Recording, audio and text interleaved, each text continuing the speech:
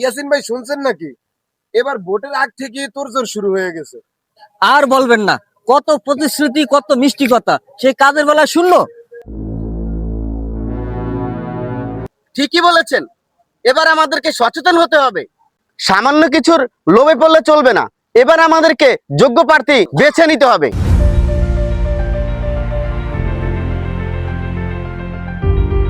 এই ফিরোজ নিয়ে এলাকার ভিতরে আপনার দুর্নাম করে বেড়াইতেছে, আপনার ভোট কমাইতেছে। কি ফিরোজ মিয়া আমার ভোট নষ্ট করে? কই ওই হারামজাদা, ওরে ধইরা নিয়ে আয়। ঠিক আছে নেতা, ওরে ধইরাই না আমরা ফাদ্দার আলামু। আরে বাইনা নিয়ে আসবে। ঠিক আছে নেতা। কাকা এমন একটু আমার লোক কথা আছে।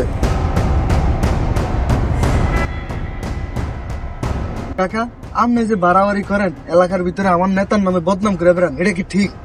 তোমার নেতা তো যোগ্য প্রার্থী না। বাবু তো কথা বুঝি না, আপনি ইয়ে করেন কিছু টাকা পয়সা রাখেন, আপনি আমার নেতার নামে কিছু বললেন না, বুঝছেন?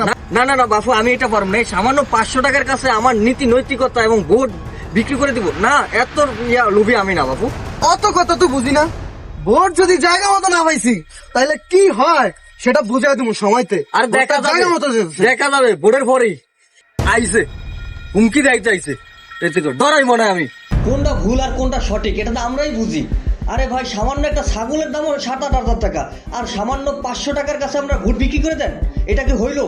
না না না, আমাদের সচেতন হতেই হবে। এবার সামান্য 200-500-1000 টাকার কাছে আমরা আমাদের নীতি নৈতিকতা বিক্রি করা যাবে না। আমরা সচেতন হতে হবে, যোগ্য প্রার্থী আমরা বেছে নিতে হবে, তাইলে আমরা সমাজকে সুরক্ষা দিতে পারবো। ঠিক বলেছেন, ঠিক ঠিক বলেছেন, ঠিক।